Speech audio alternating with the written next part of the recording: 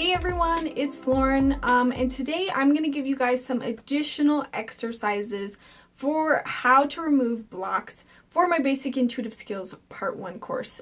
So if you haven't already watched the Basic Intuitive Skills Part 1 course, definitely check it out so you can understand how these videos fit into kind of what we're going through in these lessons. So today I'm going to just be talking about mantras in relation to removing blocks. Mantras can be super powerful when it comes to removing blocks, setting intentions. They're just used in so many ways, it's crazy. So mantras are basically just a word or a phrase that you repeat over and over and over again. Now, you can do this with music. There's some mantras that are already pre-made, and you can just search on YouTube like mantras, and somebody's already recorded their voice, and you can just repeat it with them out loud. Or this can be something that you just do over and over again in your head. You don't need to necessarily have it be pre-recorded. You don't need it to have music to it. It's more just about repeating a word so that you kind of set a new intention and you're connecting with the word, connecting with the energy of what it means, and you're just kind of integrating it into your energy and your consciousness. So you've probably heard of one of the super popular mantras, Om, and that one is often used in yoga. There's a lot of Sanskrit mantras that you can use, very traditional ones.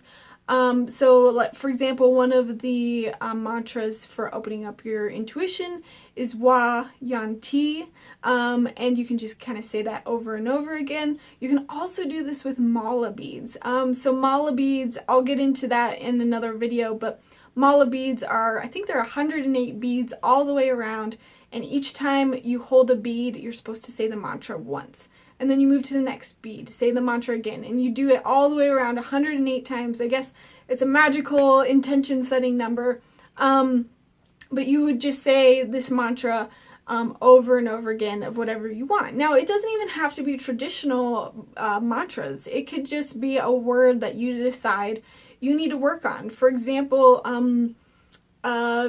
pretend you decide you need more compassion in your life because you've really just not been doing good in that area. You can sit and meditate and just say compassion over and over again. And it's about saying the word, saying it to yourself, but it's also about feeling it in your body, getting used to it, and kind of integrating it into your psyche. And honestly, mantras have not always worked for me, but I know that I had a friend in the Aspen program that was just like, it worked so well for her. And it was a very important way that she learned how to overcome blocks. So now that you kind of know what mantras are, it's really helpful to use them to remove blocks. So it's kind of dependent on what block you have. If you're not sure kind of where you're blocked or why, you can use the general Wa Yanti, which is kind of just an intuition opening mantra. Or if you know specifically like that your crown chakra has been very blocked, then you can do a very chakra specific mantra.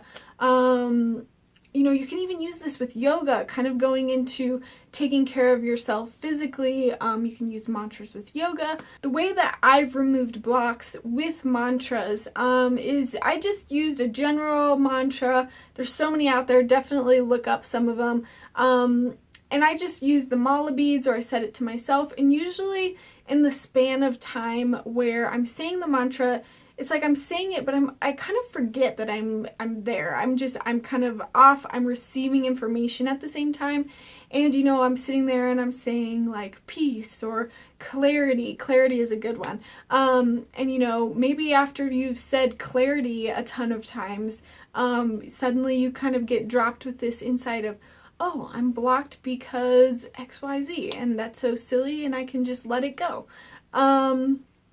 So it's helpful to use those mantras in a way that you can just kind of get into a meditative state. Sometimes a lot of people have a hard time just meditating without anything to focus on. So mantras are another great way to meditate, but have something to kind of put your mind towards. You know, if you're very visual and your eyes wander during meditations, using those mala beads is perfect. So again, this is just kind of like another way to meditate, to receive information, to figure out how you could be blocked, so you can take that information and move forward into removing that block. Thank you guys. I hope that you guys try out this mantra exercise. Definitely give a few a try. You know, do some guided ones, make up some of your own, and see if they help you remove blocks. If they don't worry. Try something else. I hope you guys enjoyed this video.